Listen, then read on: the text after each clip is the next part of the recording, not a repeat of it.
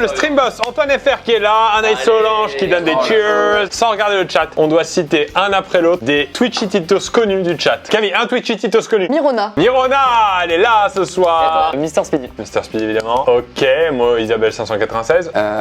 Drown. Tu sais, la dernière fois, il y avait Drown. Qu'on me demande s'il n'existe pas un John et qu'il me dise bonjour s'il est là. Je vois pas de drown là. L'escroquerie dans les yeux n'est jamais finie. Alors, on va jouer à Pigeon. Pigeon. Les fidèles connaissent ce jeu. On a déjà fait ce jeu. C'est une des vidéos les plus vues de la chaîne Pierre Cross Volume 2. À l'époque, qui avait préparé le jeu? Je sais pas. C'était Lucas Studio. Quand il travaillait dans l'ombre. C'est vrai, je me rappelle, on testait les jeux en bas. T'étais même pas encore né, toi. Oui, parce qu'à l'époque, Camille était monteuse et Lucas m'aidait sur les lives. C'est ce qu'on appelle la méritocratie. C'est-à-dire que comme ils étaient mauvais, on leur a dit mais Faites autre chose. faites autre chose.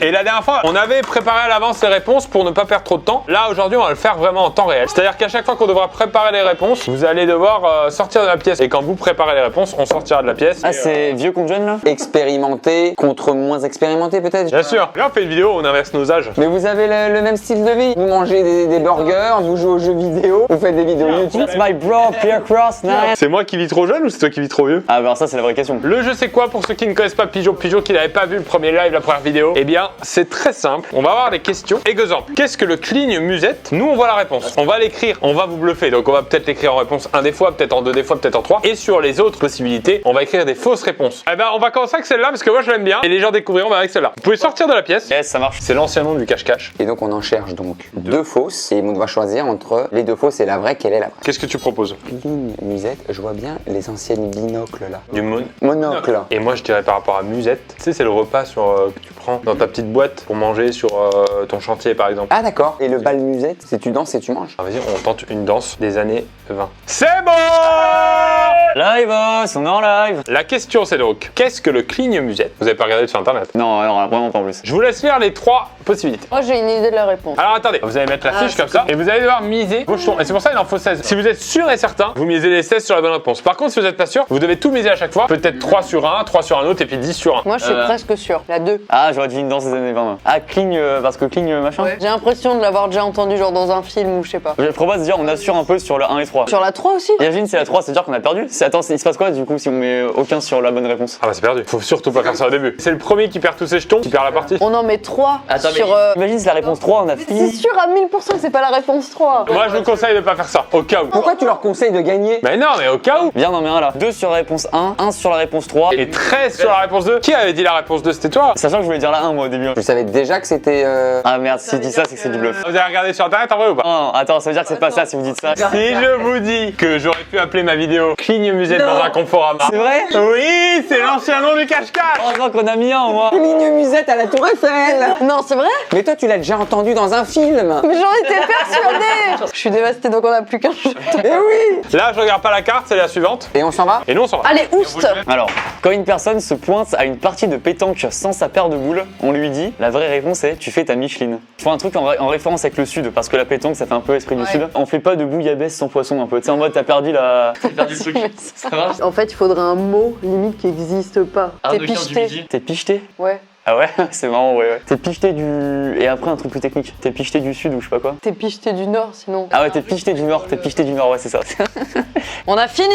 Laivos. Alors, si vous n'arrivez pas à me lire, c'est normal, je sais pas écrire. C'est quoi la question déjà? Quand une personne se pointe à une partie de pétanque sans sa paire de boules, on lui dit, 2 points. Donc c'est, tu fais ta Micheline ou t'es picheté du Nord C'est bien. ou on fait pas de bouillabaisse sans poisson. Non. Très studien ça.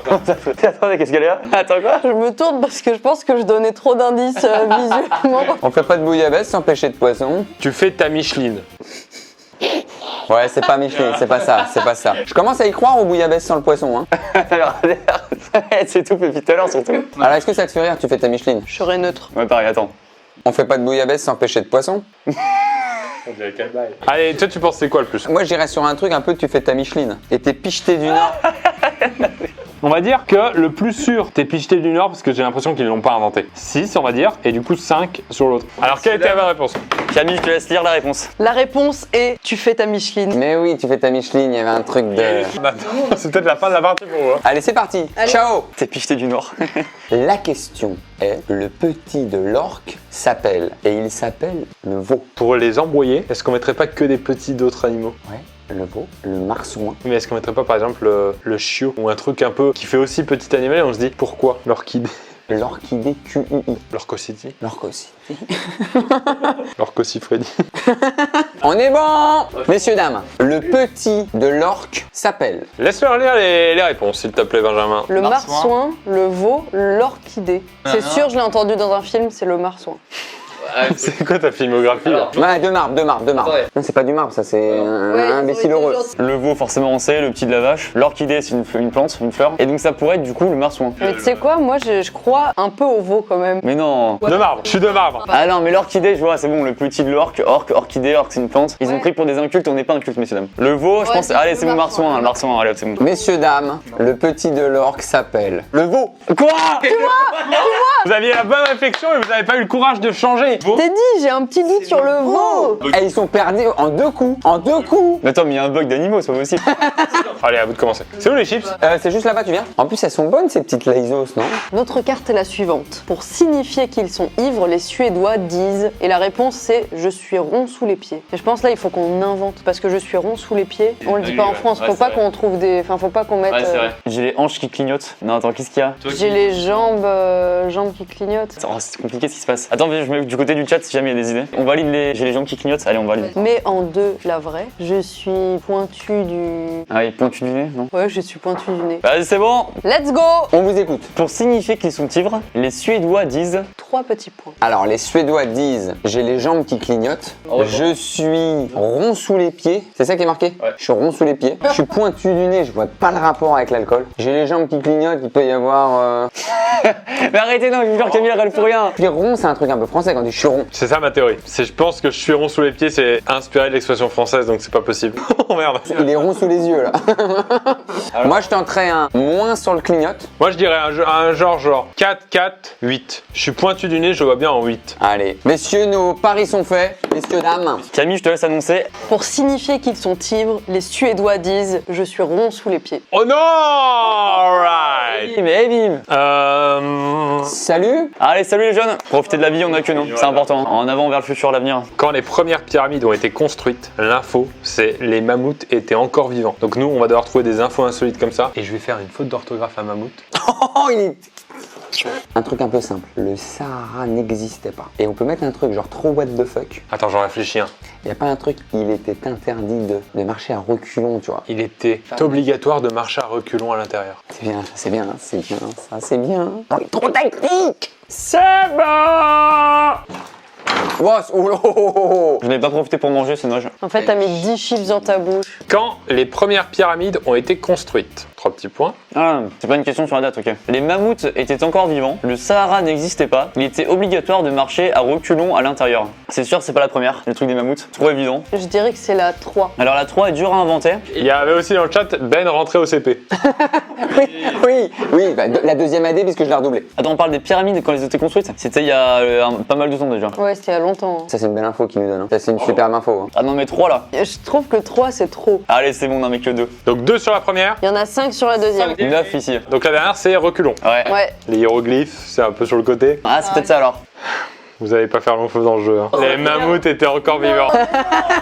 Ah oui, j'aime bien le. Mais n'importe quoi. C'est tout l'inverse que vous dites en stratégie, c'est parfait. Et les mammouths étaient encore vivants, on leur passe un gros big up. Moi, je cherche une marrante. Ok, ça. J'ai pas encore lu, mais ça a l'air marrant. Les Italiens ne disent pas pris la main dans le sac, ils disent pris la main dans les pattes. Ok. En plus, ça fait vraiment flag ça. Pris la main dans les pizzas. Ah ouais, si on fait que des trucs comme ça. Que des trucs comme ça. Pris la main dans les pizzas, pris la main dans les pâtes, pris la main dans le colisée.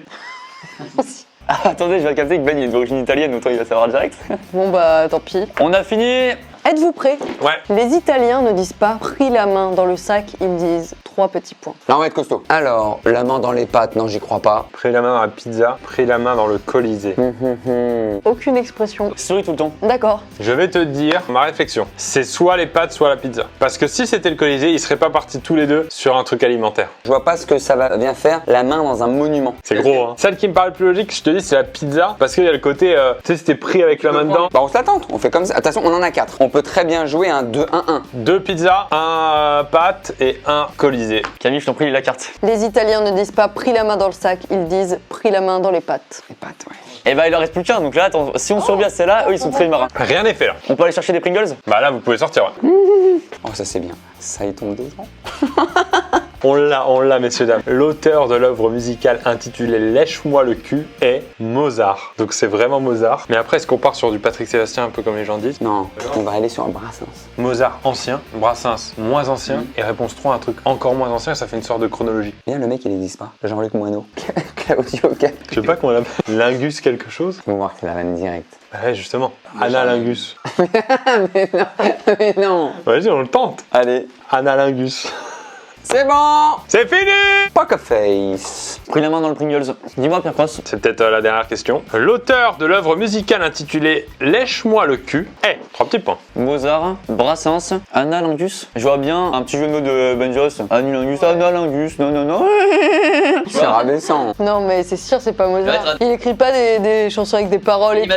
Ça pourrait être très bien Brassens, hein, je le connais bien. Bon, déjà, on met 1 sur Brassens. Je pense qu'on tège Mozart, c'est sûr à 1000%. Ah, je pense pas. Mais Mozart. Impossible de l'inventer, machin. Un mec qui fait la musique classique, machin, on se dit c'est sûr, c'est pas lui. Donc si c'est pas lui, ça veut dire que c'est lui. Retenez cette phrase, hein. Si c'est pas lui, ça veut dire que c'est lui. Il assume toute la responsabilité. C'est quoi, si on perd, je mange des Pringles. Vas-y, c'est notre dernier mot. Lucas, très bonne réflexion. C'est bien Mozart. Yes. J'ai senti le piège, mais c'est ouf. Je sais pas comment expliquer ça. Et il a le droit d'avoir son côté Patrick Sébastien. Un truc au violon, machin, ça s'appelle Lèche-moi le cul. Lèche-moi le cul. Et le jeu de mots, c'était de moi. C'est la seule mauvaise réflexion que t'avais. Il était pas véricain ce Analingus. Du coup, attendez, on est encore en jeu et c'est maintenant vous qui êtes en difficulté. Il nous en reste qu'un. Un chacun. Ah, ça c'est bien. Qui a dit souvent quand je me couche, l'aube se lève déjà? Et la réponse, c'est Patrick Poivre d'Arvor. Tu vois qui c'est? Non. C'est le présentateur du JT de 20h à l'époque. Ça pourrait être Orelsan qui dit Ah oui, mais Orelsan. Orelsan, et je pense du coup, faut trouver un autre domaine. un truc qu'on pourrait pas inventer parce que Orelsan ça se voit que nous on peut l'inventer, tu vois. Faut un truc vraiment que nous on n'avait pas la rêve, tu vois. Fabrice Lucchini, je pense. Et en vrai, Orelsan ça fait trop cramer, je trouve. Pierre connaît trop Orelsan. Ouais, je pense. Attends, viens, on teste Orelsan. Jacques Brel. Ah, Jacques Brel, ça peut se faire. Hein. C'est bon? C'est bon! Alright. On parlait de notre week-end tout à l'heure. Le week-end pro, de façon pro, on se donnait rendez-vous pour l'heure. Tu bluffes mal. Qui a dit souvent quand je me couche, l'aube se lève déjà? Je vois pas l'intérêt que ce soit Lucchini. C'est soit Fabrice Lucchini, soit Patrick Poivre d'Arvor et Jacques Brel. Les trois sont possibles pour le coup. Y a pas de. Mais même nous, on peut le dire. Hein. Il mettrait dans le jeu Patrick Poivre d'Arvor. On irait chercher son blaze à PPDA pour mettre dans le jeu Pigeon Pigeon. Bon, déjà, qui se couche tard? Fabrice Lucchini a l'air de se coucher tard quand même. Hein. Non, pas forcément, justement. Il fait sa pièce de théâtre, il se couche très tôt. Tu mets pas un petit verre de rouge? À 23h, il est dans son lit en train de lire Jean de La Fontaine. Écoutez du Mozart. Lèche-moi le cul. Lèche-moi le cul de Mozart. Bah, Jacques Brel, c'est le plus cohérent. Ouais, mais justement, ils ont fonctionné comment nos deux loustiques? Est-ce qu'on a de la culture? Est-ce qu'on n'a pas de culture? Est-ce qu'on a envie de manger des Pringles? Ça oui, par contre, ça je peux vous le dire. On joue à pile ou face? Ah, envoie-le sur la fiche et on voit sur lequel il tombe. Je vais y arriver. Ah mais les gars, un peu de réflexion quand même, messieurs. Depuis tout à l'heure, il touche Poivre d'Arvor. Hein. Ah, il veut du Poivre d'Arvor, Vous dites Jacques Brel? hein. Jacques Brel. Qui a dit souvent quand je me couche, l'aube se lève déjà? Patrick Poivre d'Arvor! Oui! Bam!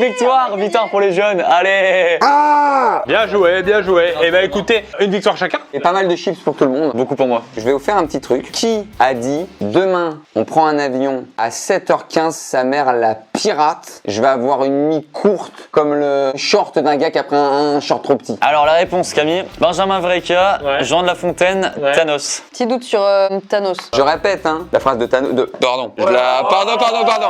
Et en fait c'était Benjamin Verrecchia. Mais oui.